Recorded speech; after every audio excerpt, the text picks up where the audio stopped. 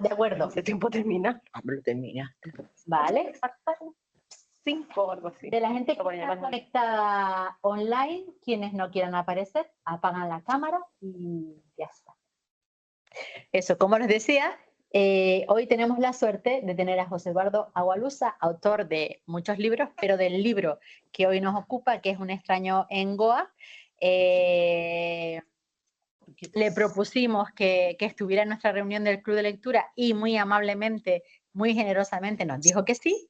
Se está conectando desde Mozambique, desde su casa y nada, bienvenido. Muchas gracias, José Eduardo. Gracias. Bienvenido. Gracias. No sé si lo mejor es empezar, no sé cómo están de tímidas o de lanzadas ustedes para arrancar a comentar el libro de hoy, lo que les pareció, o si prefieren que empecemos escuchando a leer un ratito sobre... Vale. Si puedes, por favor, introducirnos un poquito a lo que es la novela Un extraño en Goa, por favor, y luego ya seguimos con el diálogo. Ok. Bueno, voy a intentar hablar en castellano. Ok. Este libro lo ha escrito hace mucho, creo que más de 20 años, ¿no? Me acuerdo que a esta altura vivía en Brasil y fui a Goa, invitado por una fundación, la Fundación Oriente, para escribir un libro.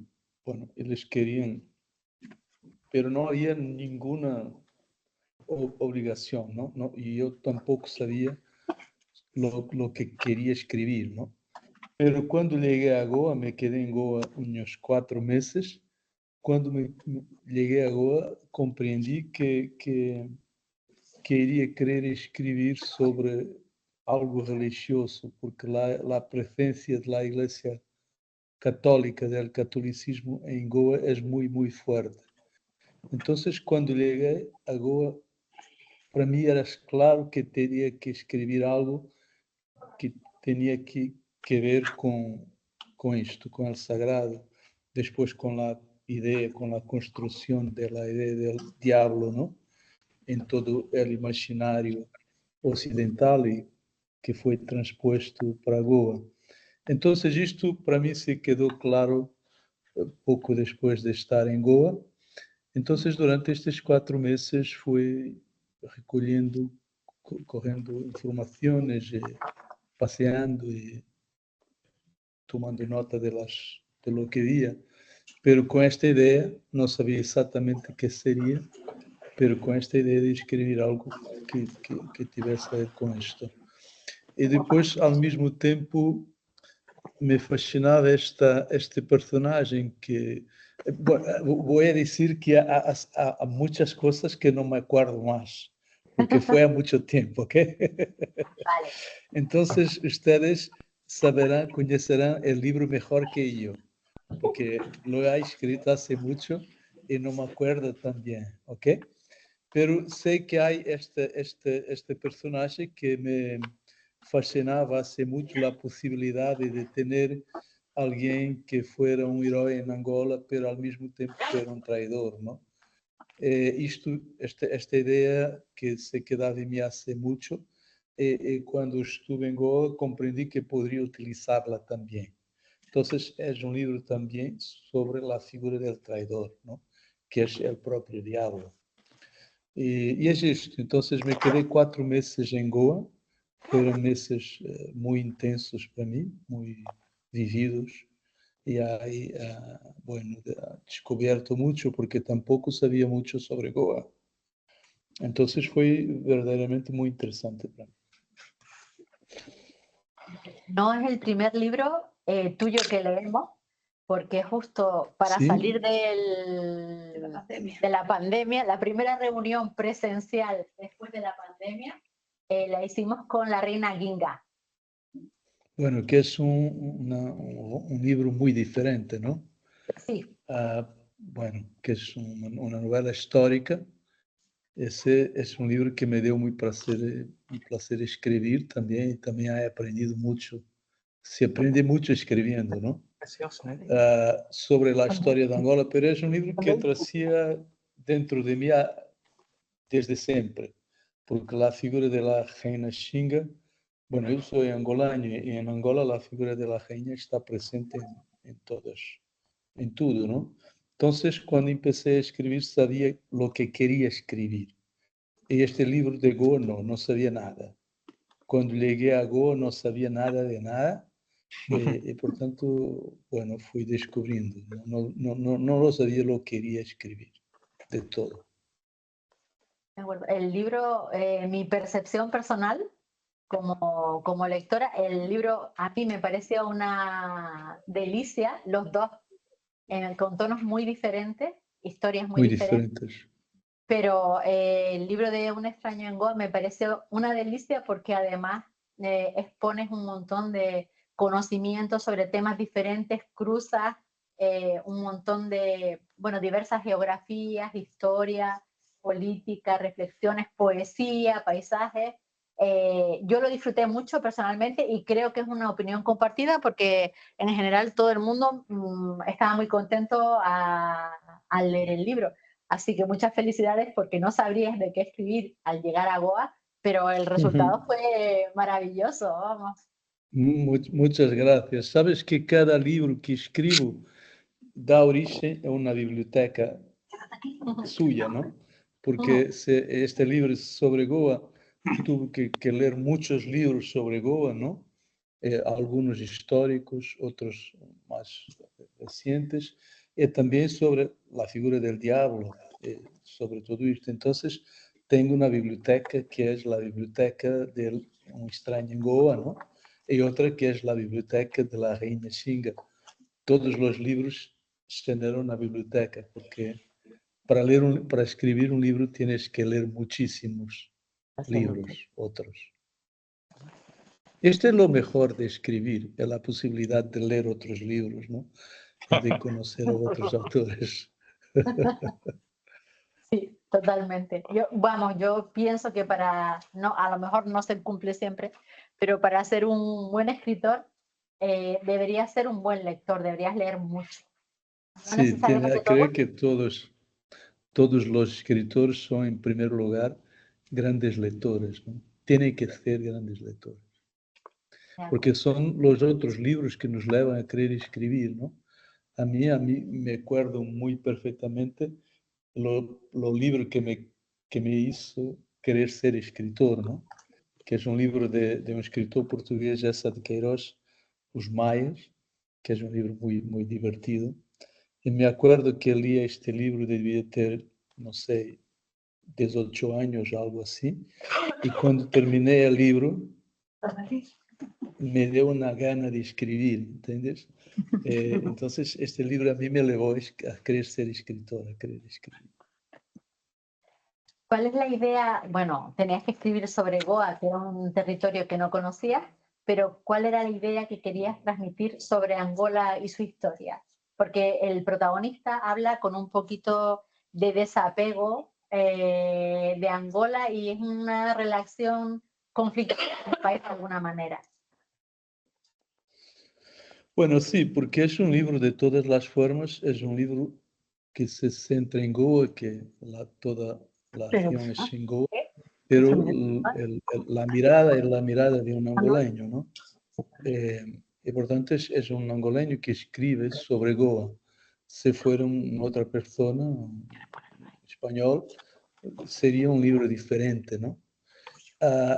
Y como dice, a mí me inquietaba ya esta idea de que en el movimiento de libertación en Angola, Angola ha alcanzado su independencia en 1975, yo tenía 15 años en esta época, ¿no? Pero esta idea de que dentro de un movimiento de libertación, ¿no? Podría haber un traidor oculto, ¿no? Que después, porque con la revolución en Portugal, que todo fue muy rápido, no teria sido descoberto y podría ter ascendido en la jerarquía después de la independencia. Esta idea es central en el libro también, por tanto, la idea del héroe y del traidor. que es un héroe, que es un traidor, ¿no? Que es una idea importante en la historia de Angola de todas las formas, ¿no? Entonces esto era central para mí. Y todo el resto, bueno, es que a mí también la cuestión del mal no, me interesa desde siempre, está en todos mis libros. Entender qué es el mal, por qué las personas hacen el mal, ¿no? Esto hasta hoy creo que es también importante en todos mis libros, esta idea. Entonces fue también una manera de trabajar esta idea. ¿Mi castellano se entiende? Sí, Perfecto. Se entiende muy bien, perfecto. Ok, Y se oye muy gracias. bien. Gracias. Para dar paso ahora a la gente. ¡Oh, el traductor! Al fondo. Para dar paso a la gente los comentarios sobre el libro, lo último que a mí, abusando como coordinadora del club, del puesto, me llamó la atención del libro es la relación con Portugal, que además precisamente ahora que se habla de la revolución, se vuelve a hablar hace poco de la revolución de los claveles, se habla de que tiene un origen colonial, se habla de los militares portugueses en África, de las guerras de liberación en África, y también de lo que también se menciona en el libro, que son las purgas en su momento, cuando empieza la independencia, en el 75 yo creo que fue, también en esa época aproximadamente, ¿no? Sí. Bueno, la revolución en Portugal sí que está completamente, bueno, como se dice, imbrincada con la guerra, ¿no? de libertación en Angola, pues que los militares en Angola y Mozambique estaban muy fatigados de la guerra, ¿no? Entonces la revolución tuvo a ver con la guerra, de alguna manera. La guerra en Angola y en Mozambique fue la causa principal de la revolución en Portugal, ¿no? La cuestión es que en Angola había en este tiempo, a esta altura, en los años 70, había tres movimientos de liberación que se combatían unos contra los otros. Entonces, de una cierta forma, la guerra civil ha empezado incluso un poco antes de la independencia. Pero cuando la independencia llegó, Angola estaba ya en guerra civil, ¿no? Y una guerra civil con la participación de las grandes potencias, de Estados Unidos de un lado, de la Unión Soviética del otro, de los cubanos, ¿no? Porque tuvimos una presencia cubana muy importante. Más de 50.000 soldados cubanos han combatido en Angola, ¿no? Y los cubanos empezaron a llegar luego en 75.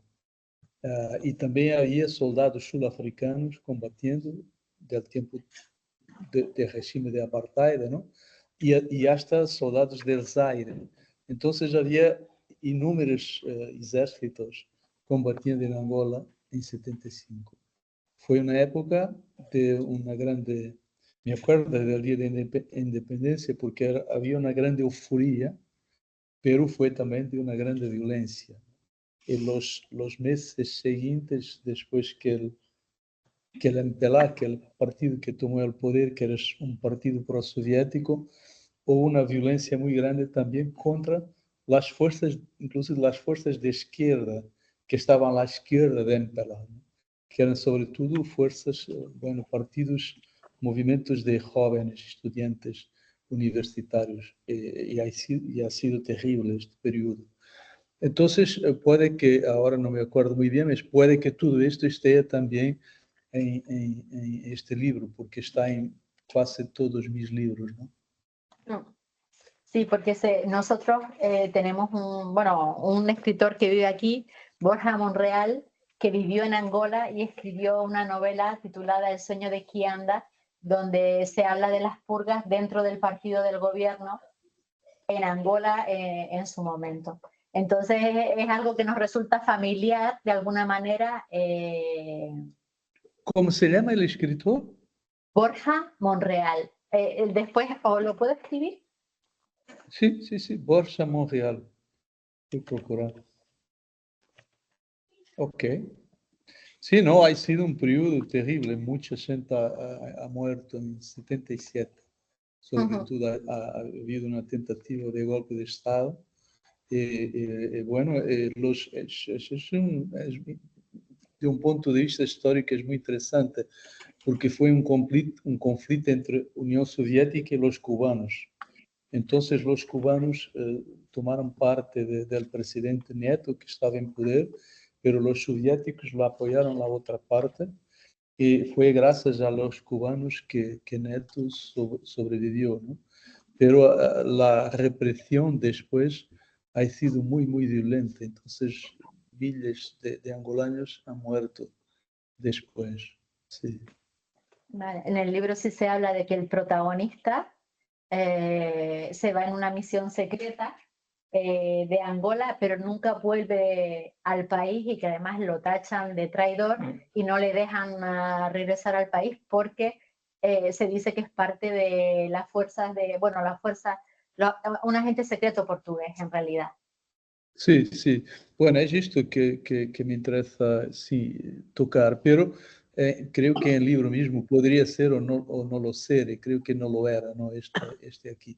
Pero había mucha esta idea de que podría haber traidores, sí, no solo traidores que trabajaron por los portugueses, pero después los otros que trabajaron por los sudafricanos o esto, ¿no?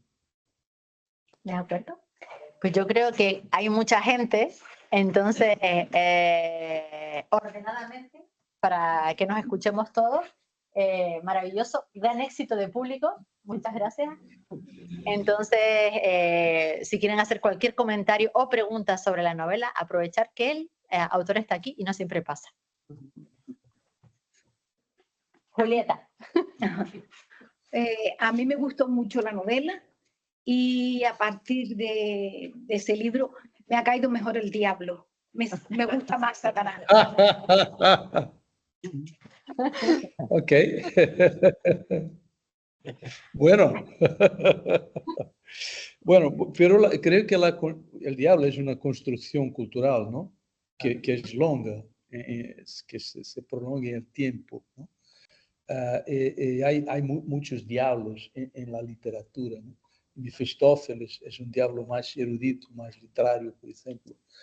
Entonces que hay muchos diablos en la literatura, pero algunos de ellos son muy interesantes, ¿no? Y seductores como Mefistófeles, precisamente.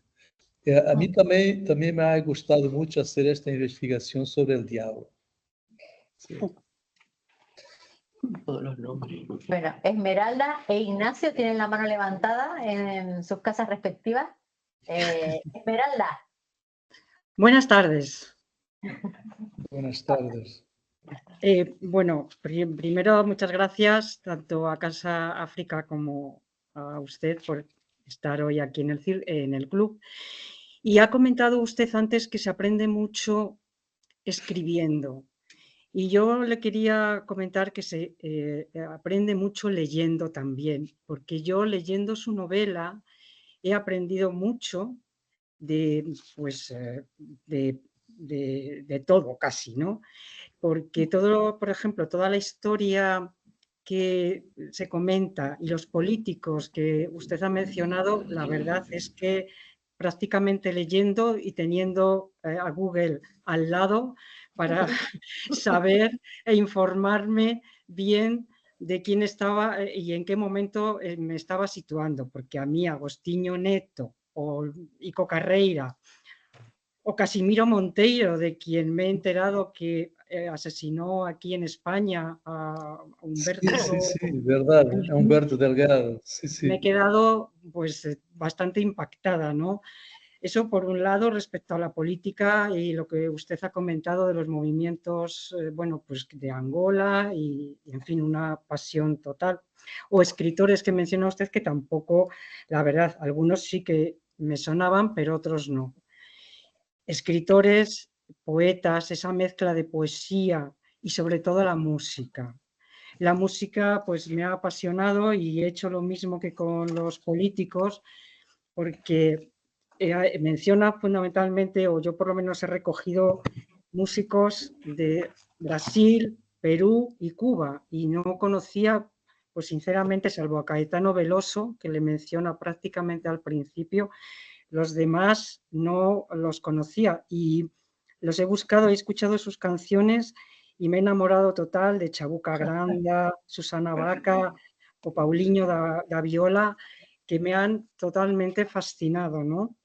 Y esas tres líneas, Brasil, Perú, Cuba, es lo que yo creo que fundamentalmente usted menciona en la novela, y casi por eso se lo agradezco, porque no lo conocía. Y sobre todo me he enamorado del Que viva Chandó. Eso ya me ha dejado, vamos, totalmente descolocada. El Que viva Chandó de Celina, que no la conocía, Celina González. Digo, pero estas músicas maravillosas merecen otro club, pero ya de lectura con música, vamos, yo se lo agradezco. Y entonces, dos cosas nada más, ya dejo al resto de compañeros. Esta mezcla de poesía, música, leí que usted llevaba un programa a la hora de las cigarras, no sé si lo sigue llevando usted. Sí, sí. No he conseguido, bueno, pues no sé, sí que lo he buscado, pero no me he dado con ello. Y luego la última ya.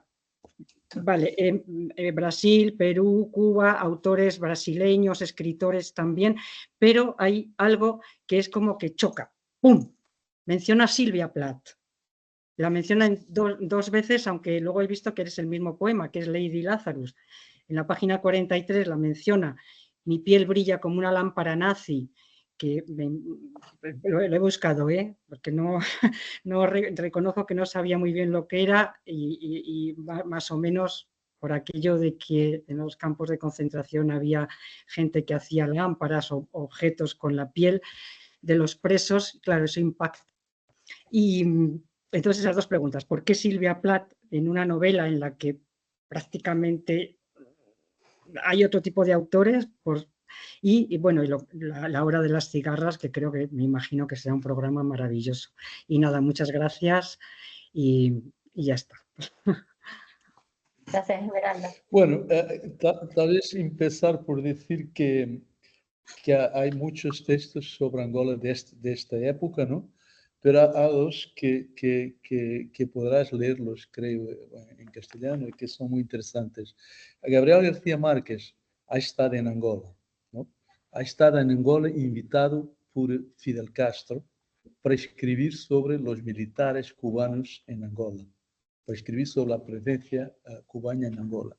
Y ha escrito una reportaje que se llama Operación Carlota, que quizá puedes encontrarlo, ¿no? Y que es muy divertido, porque es puro periodismo fantástico, ¿entiendes? Es muy, muy loco, es muy, muy interesante. Y hay un otro gran periodista también, y también periodista fantástico, que es Kapuscinski, el polonés, ¿no? Que creo que está bien traducido en castellano, y que tiene un libro que en inglés se llama Another Day of Life, más un día de vida, ¿no? Incluso hay un director español que ha producido una película baseada en este libro, que también es muy interesante, que tiene una parte de animación y tiene otra parte de reportaje con entrevistas a angoleños que han participado en la guerra. Y es muy interesante, si puedes verlo, también es muy interesante. Pero mejor el libro es delicioso. Another Day of Life, más un día de vida. Después sobre la poesía, bueno, que yo soy un gran lector de poesía. Entonces, enquanto escribo, leo mucha poesía. Leo para empezar a escribir. De mañana, cuando me siento al ordenador para escribir, ¿no? Para empezar a escribir necesito de leer poesía. Entonces, esta poesía se infiltra en todo lo que escribo, de alguna forma. Y quizás estaría leyendo Silvia Plath enquanto estava escrevendo este livro, não me acuerdo mais, ¿no? A Hora das Cigarras es un programa que hace hace mucho, no sé, 30 años, ¿no? Y puedes, si quieres oírlo, puedes oírlo, porque está en internet y lo encuentras todos los programas, puedes oírlos en podcast, ¿no? Ok, Ariel. Tengo el libro exacto. de Ariel y aquí es, Sí, que sí, es una, El poema, sí, publicación sí, sí. póstuma, y aquí está el de Lady Lazarus que menciona Sí, en sí, en su libro de Un extraño en sí, Goa. sí. Bueno, me gusta mucho, sí. Pero yo leo todo tipo de poesía. Leo mucha poesía enquanto escribo y leo un poco de todo. Estoy leyendo todo, ¿no? Gracias. Gracias. Ignacio. Ah, vale, de acuerdo. Ok, parabéns por su literatura, por su presencia aquí. El libro, al principio, Un extraño en Goa, parece un libro de viajes, ¿no? Como si fuera una guía de viajes. Yo, sinceramente, si fuera Goa, no leería ese libro, lo leería antes o lo que fuera, porque creo que es un libro fantástico realmente, ¿no? Usted en algún momento dice que la realidad atrapalla o molesta a la fantasía, ¿no? En este caso, si fuéramos a considerar que el libro es un libro de viaje, ahí la fantasía confunde totalmente a la realidad, ¿no? Entonces creo que no es un libro de viaje, aunque creo que en la edición original portuguesa aparecía un mapa de los lugares que se mencionaban, pero no en la edición española ya no aparece ese mapa porque, bueno, pues ahí es más fácil acceder a un mapa. Entonces... Creo que en la edición portuguesa o brasileña, ¿no? En la puede ser. brasileña, Puede ser. Sí, puede ser la brasileña. brasileña, sí. Sí, bueno, entonces uno podría considerar que casi es un libro de viajes, pero luego empiezan a aparecer cosas un poco fantasiosas que indican que es bueno guiarse en viaje a Goa por este libro, porque tal vez no corresponde a la realidad, no lo sé. Bueno, algunos bueno, lugares, hotéis, todo esto son de verdad, ¿no? Entonces hay gente que lee el libro cuando va a Goa y me dice después, que leí tu libro. Bueno, no es un guía de viajes, sí, pero está algo está lá, ¿no? Los lugares están lá. Entonces puedes encontrar algo que está en el libro, sí. Claro, Espero que claro, no no existe, ¿no? Podía ser otro lugar que no existiese. Sí. Pero otra cosa que me parece interesante es que usted habla que escribe para saber el final de la historia que ha imaginado, ¿no? O sea, comienza una historia y entonces la forma de escribir es llegar al final.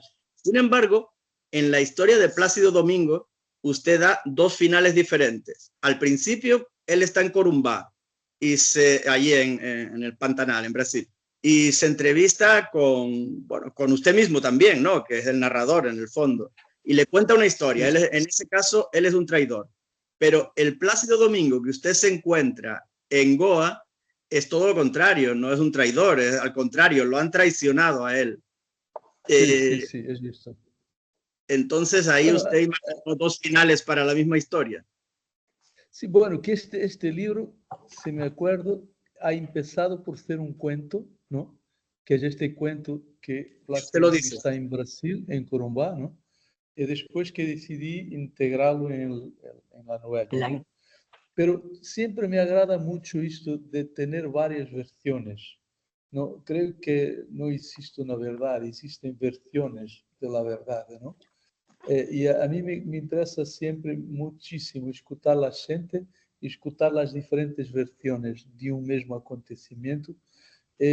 Todo el tiempo vas a encontrar diferentes historias. Y en cuanto escritor, en cuanto novelista, esto siempre me interesó mucho, explotar las diferentes versiones de las historias. Que uno puede ser un traidor para uno y un héroe para otro. También todo el tiempo se sucede esto, ¿no?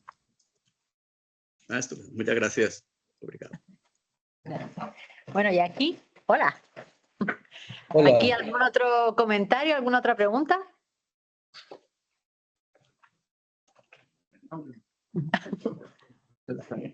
Javier, ¿tienes algo que decir? Normalmente no son tan tímidos, ¿eh? No son tan tímidos. En parte se ha dicho, Están impresionados. es que se ha dicho Todo. todo ya lo han comentado. Las anotaciones y demás, lo que comentaba del internacionalismo comunista, cuando usted habla y sitúa la historia la división del mundo, el capitalista y el socialista, y cómo meten el rejo, pues Moscú, Cuba, y en el 65 el Che Guevara llega también al Congo. Sí. Es decir, que es una forma de interpretar una realidad y por otro lado lo que estaba en Europa o en la península ibérica con las dos dictaduras, la de Salazar y la de Francisco Franco.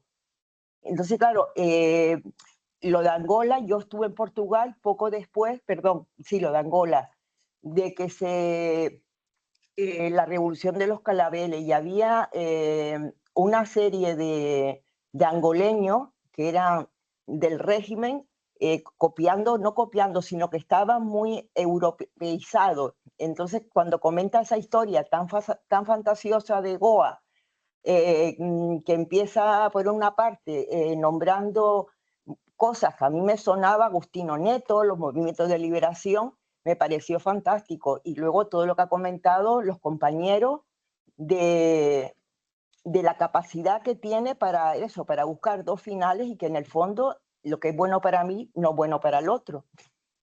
Y el diablo también, un personaje simpático.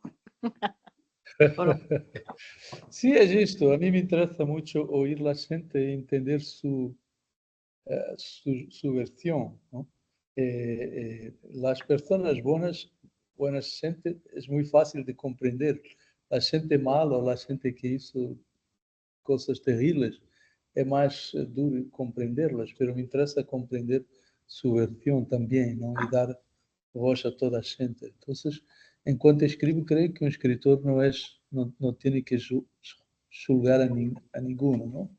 Tiene que saber escuchar, tiene que saber recibir los personajes, bueno, acompañarlos, ir con ellos, encontrar sus caminos, ¿no? Y aprender en este proceso.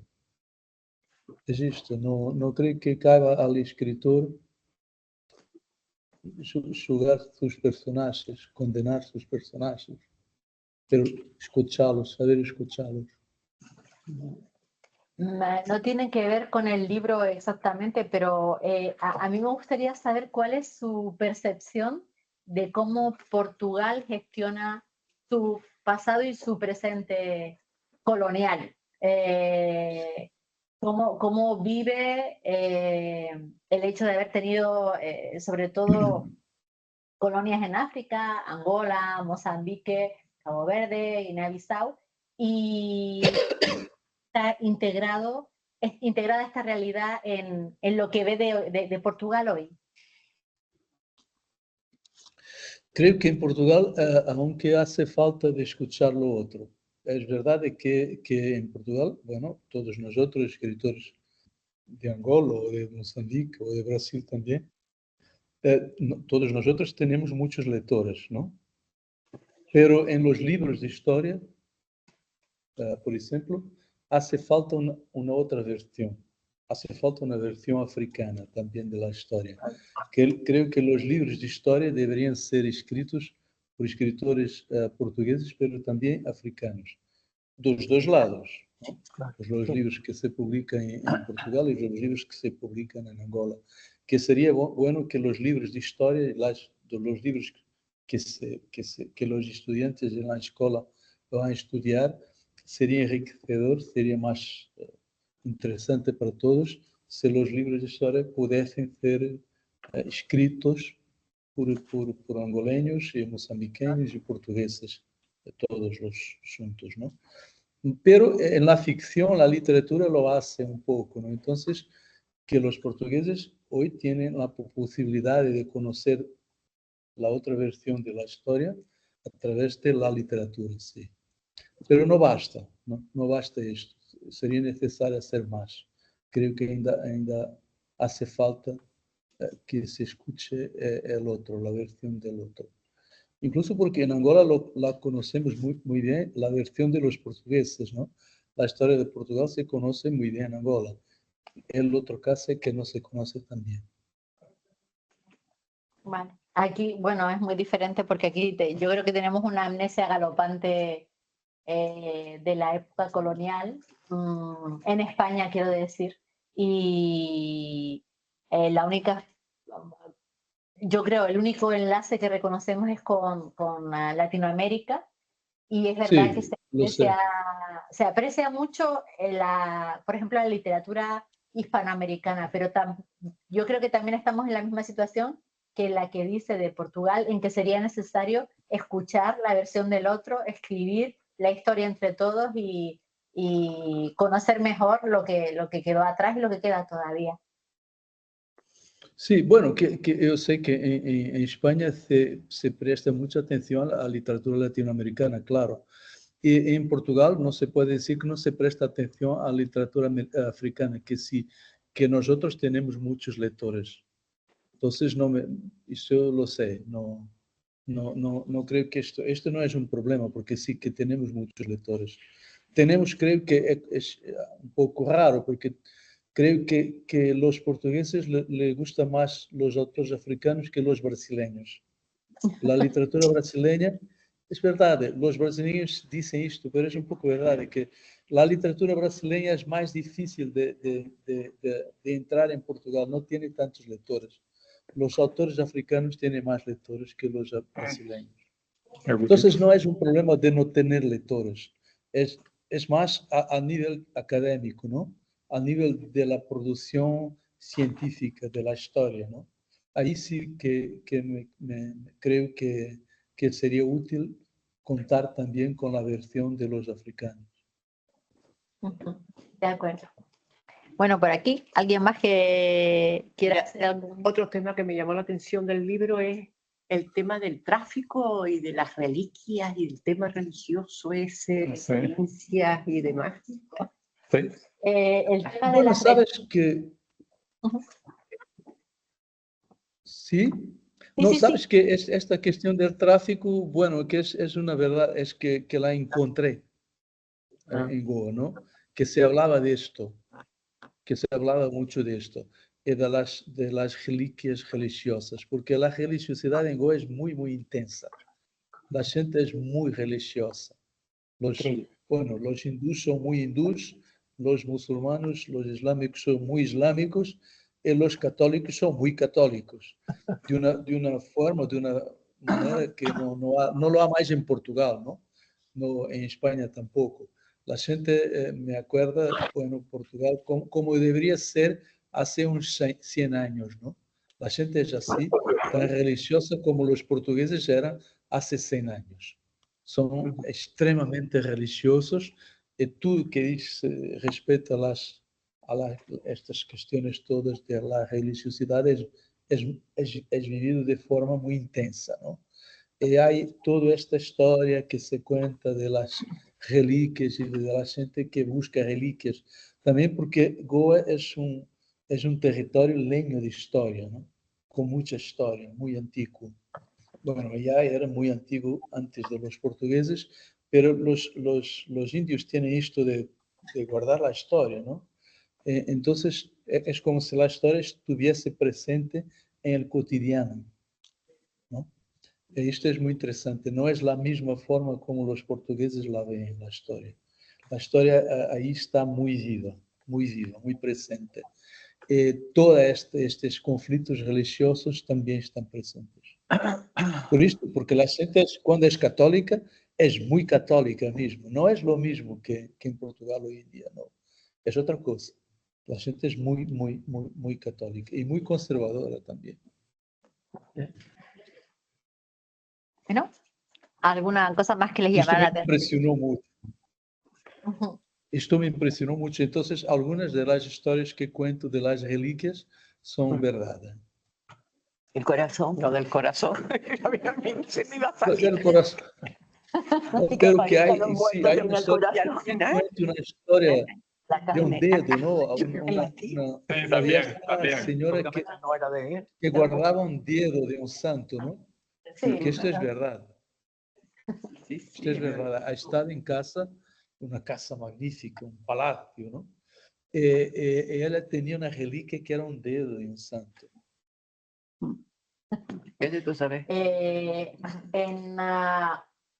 Veo ahí mano levantada de Esmeralda, Ignacio y Rosario. Rosario sí que sé que es nuevo, pero Esmeralda e Ignacio, no sé si querían hacer algún comentario más, si no, primero Rosario y luego seguir.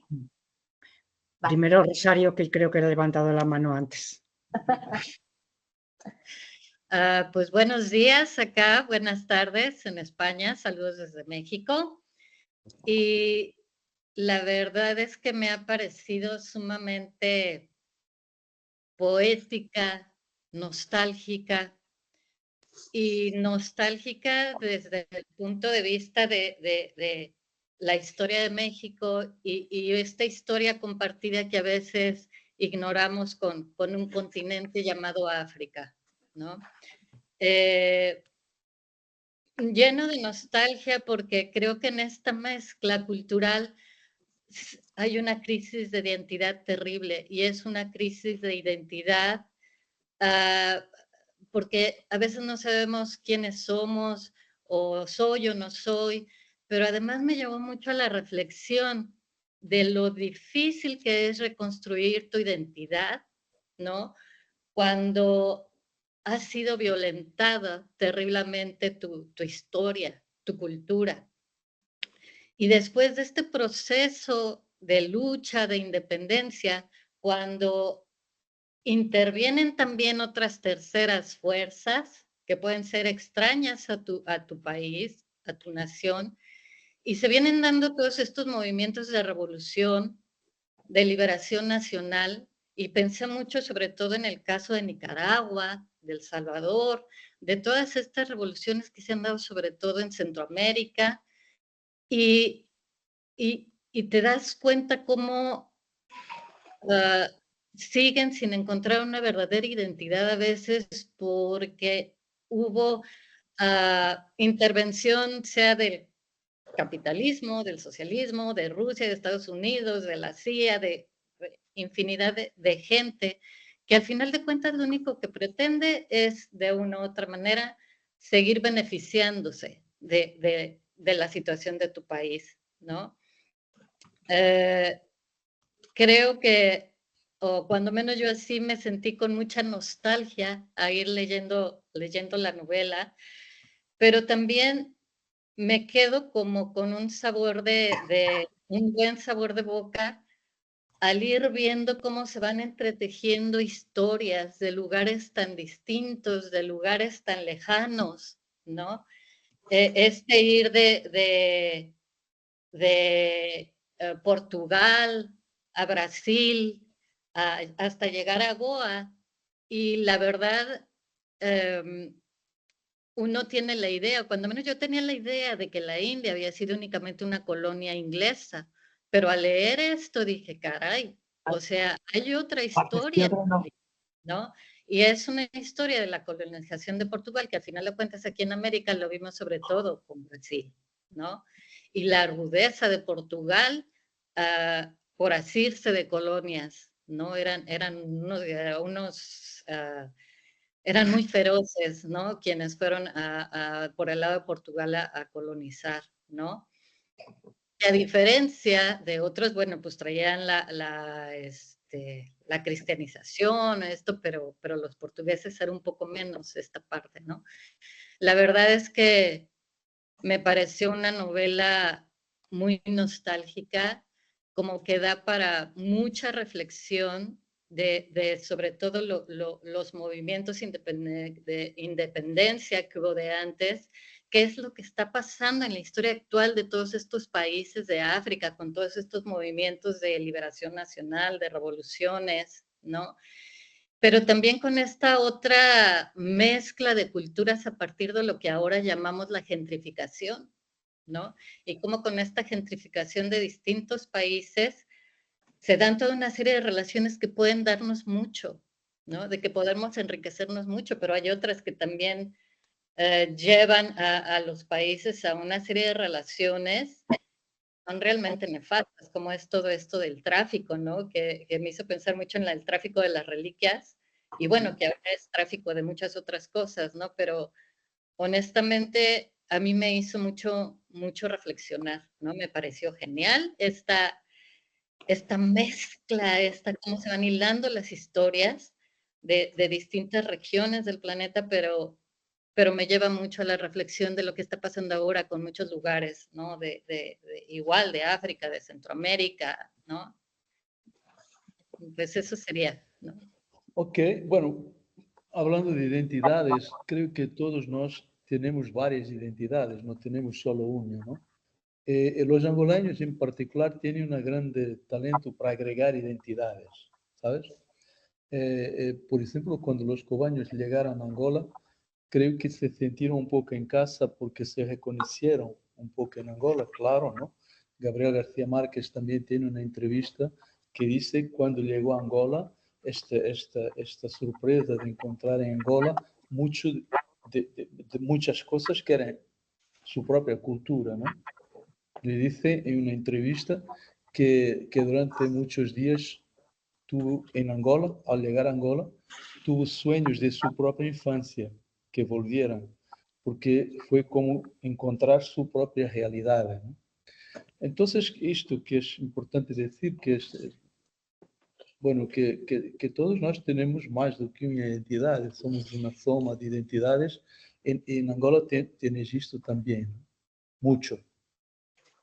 Sobre los procesos coloniales, estaba pensando que aquí, a donde estoy, en la isla de Mozambique, la isla de Mozambique tiene una presencia de Goa muy fuerte.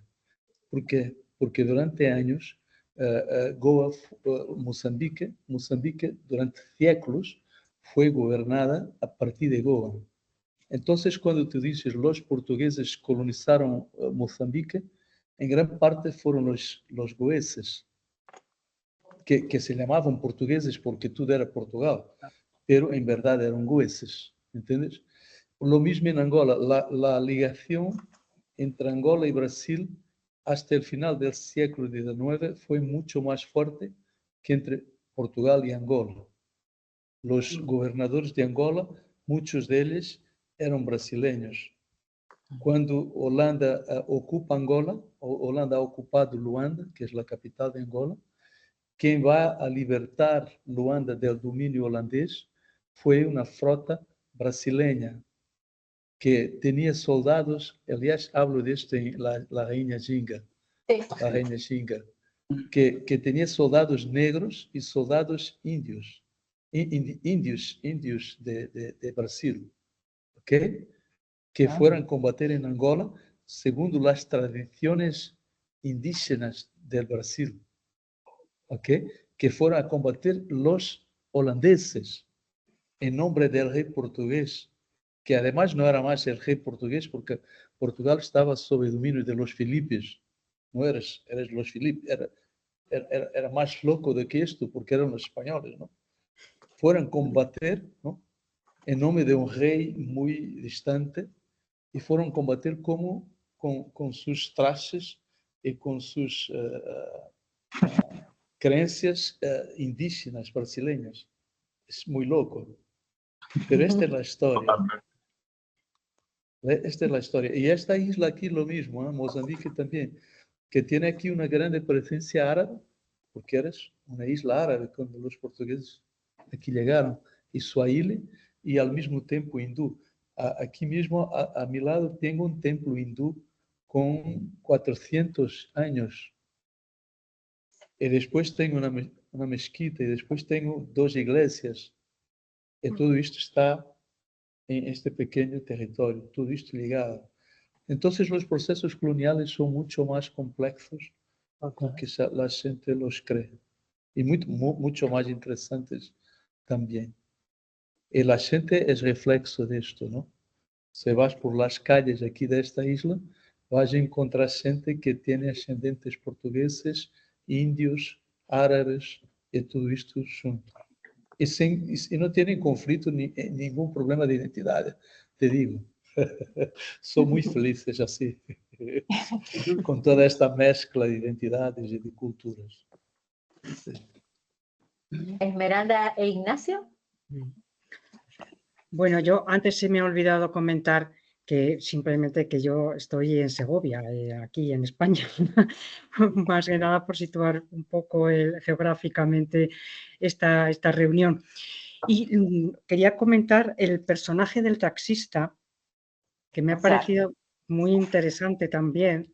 Salazar. Entonces, él está, la escena en la que él está muy indignado porque ahí los dirigentes le piden o exigen prácticamente al Papa que pida perdón por todo lo que los desmanes, por la Inquisición, por todos los atropellos, ¿no?, que se cometieron cuando llegan allí a Goa. Y el narrador, que se calla prudentemente como diciendo, antes era la base todo aquí hindú, no son los que vinieron, los que digamos rompieron. Entonces me gustaría preguntar si cuando usted estuvo en Goa, ese pozo, ya me imagino porque el catolicismo sigue, pero sigue habiendo esa importancia, sigue el catolicismo como una religión potente, por decirlo de alguna manera, o ya son prácticamente islotes. ¿Qué aprecia usted allí? No sé si comprende la cuestión. La cuestión es sobre los católicos en Goa, Sí, que sí, siguen siendo fuertes. sí. ¿Es esto? Bueno, sí, que en Goa hay una, vamos a decir, una aristocracia goesa que tiene esta base portuguesa y que es muy católica y siguen siendo importantes. Sí. Creo que incluso son importantes algunos de ellos en la India, ¿no? No solamente en Goa, porque políticamente hay figuras relevantes que fueron nacidas en Goa y que son católicas. Entonces, sí, que los católicos siguen siendo importantes en Goa. Sí, sí, sí, sí, sí, sí. Sí. Mucho.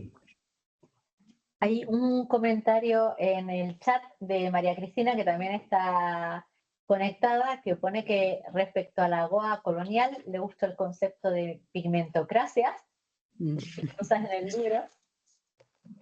Y no sé si Ignacio también querías decir algo más. Una cosa pequeña.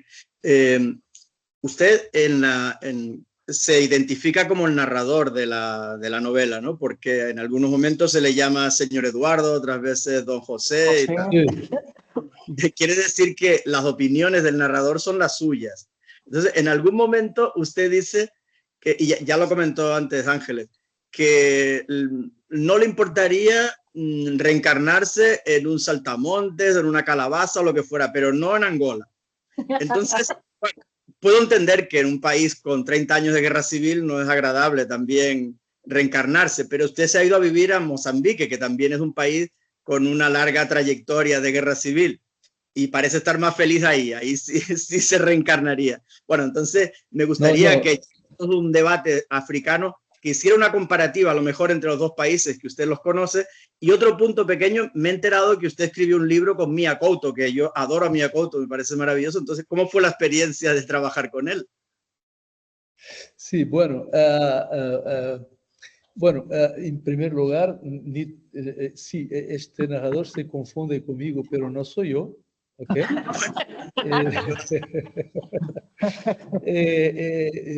Angola, cuando escribía el libro, estaba en una situación muy diferente de ahora. Y creo que ahora Angola tiene una situación política más positiva, vamos a decirlo, ¿eh? Tiene una dinámica de democratización más avanzada que Mozambique, mucho más.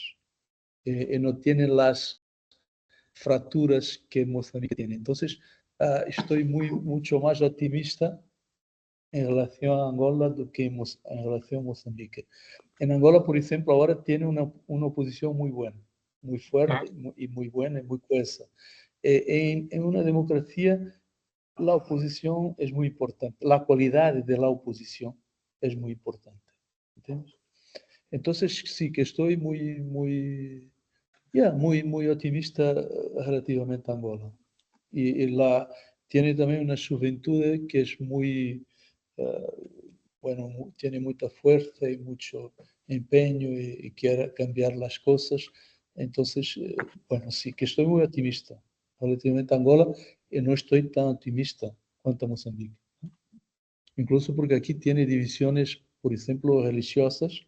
Aquí donde estoy es una isla, es un territorio, no esta isla que es muy pequeña y muy especial, pero el entorno es mayoritariamente islámico y el sur del país es cristiano, ¿no? Y hay un conflicto ahora que nunca hubo, pero ahora lo hay, y que está siendo fomentado de fuera, ¿no? Entonces hay, y bueno, en Angola no tenemos Islam, ¿no? No. Lo hay ahora porque de gente que ve de fuera, pero no, históricamente no tenemos Islam en Angola. La otra cuestión sobre Miyakoto. Sabes que estoy escribiendo ahora un otro trabajo con él, un cuento, también es para publicar un libro con un artista brasileño, entonces un artista que dibuja, ¿no? Entonces estamos haciendo los tres. Pero este libro fue muy interesante porque fueron tres piezas de teatro, que escribimos tres piezas juntos, ¿no? Y después las cambiamos en cuentos. Publicamos el libro, pero en origen era para teatro, lo escribimos para teatro, ¿no? La primera pieza fue una encomienda, ¿se dice encomienda? Un encargo. Un encargo. Fue un encargo de un grupo portugués, ¿no? Lo escribimos la pieza en 3 días. Bueno, muy divertidos. Era una comédia y fue un gran suceso.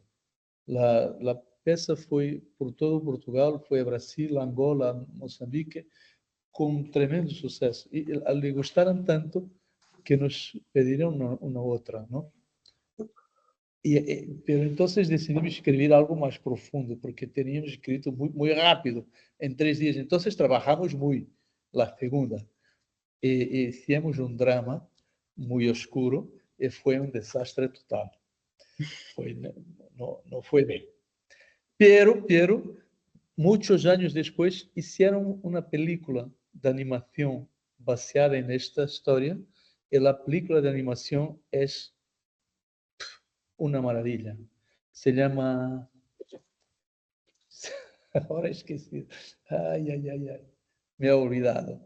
Pero si puedes encontrarla, estuve en todos los festivales, ha ganado muchos premios y es muy bonita, muy bonita. Y es baseada en esta segunda pieza de teatro, ¿no? Y después escribimos una otra, y escribimos esta, que es una comedia también, y también fue muy bien. Portanto, las comedias tenemos público, pero las tragedias no. Pero sí, fue muy divertido y ahora estamos intentando hacer una otra cosa juntos, sí.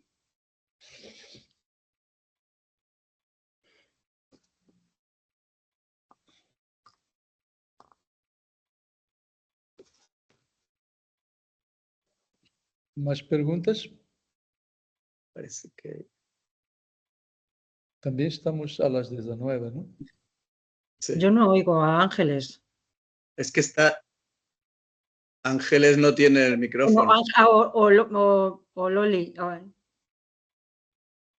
No se oye. No se oye. No se oye. No. Ahí. Ahora Perdón. sí. Sí. Vale.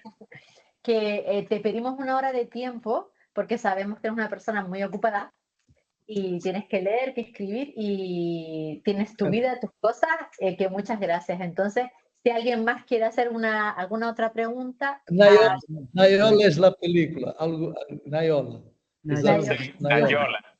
Es muy bonita, muy bueno. Si puedes verla, es una preciosidad. Es muy bella. Tenía una pregunta por aquí. Como estabas hablando antes a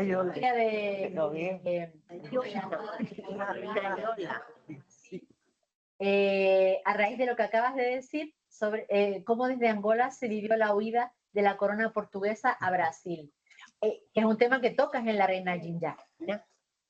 Sí. ¿Cómo te parece que se vive o se recuerda esa parte de la historia de Angola en Angola? Bueno, no tanto, no tanto. La gente no, la gente en la calle no sabe tanto de esto, no.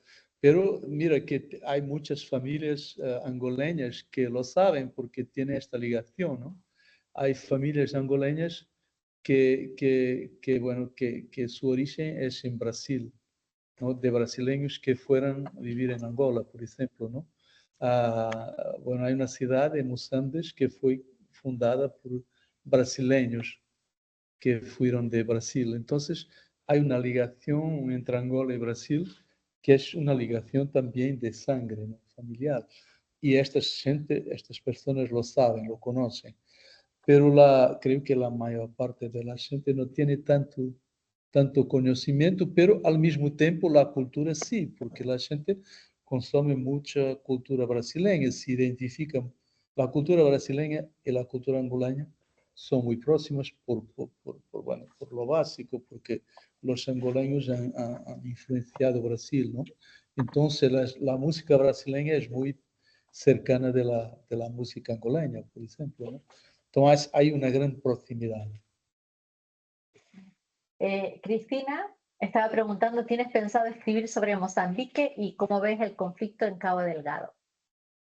Bueno, sí que ha escrito una novela que se llama Los vivos y los otros, que es toda pasada aquí en la isla,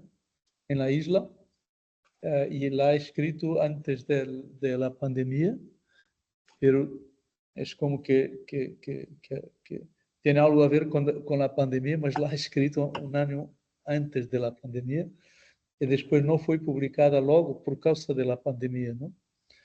Pero sí que lo ha escrito. El conflicto en Cabo Delgado es muy difícil de explicarlo así, ¿no? Es muy complejo. Creo que lo más importante sería precisamente de intentar explicarlo. Creo que las autoridades mozambicanas no lo hagan, no sé por qué, pero lo más importante sería entenderlo. ¿Por qué? ¿Qué es esto? ¿Qué es esto? Para mí es muy claro que es consecuencia del vacío del Estado, de la ausencia del Estado. Ha empezado así, ¿no? Después, claro que está ligada a la exploración de gas natural, ¿no? Fue cuando una gran empresa francesa, Total, se instaló allí, que este conflicto empezó. Entonces, tiene que ver con esto, tiene que ver con tráfico de droga, bueno, tiene que ver con muchísimas situaciones, también, evidentemente, con la insurgencia islámica que tiene el apoyo directo del Estado Islámico, ¿no? Entonces, es muy complejo, es difícil de explicar así de una forma sencilla, porque es muy complicado, sí. Mismo los mozambicanos no saben qué se pasa, en verdad. Bueno, antes de despedir a José Eduardo, ¿algún otro comentario, alguna otra cosa que le quieran decir? No. Qué tranquilidad.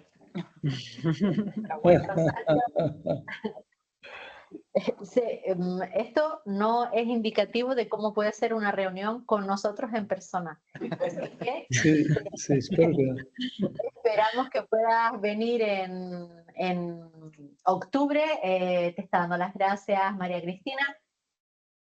Gracias por tu tiempo. Gracias. Muchas gracias de todos Muchas nosotros. gracias. Gracias.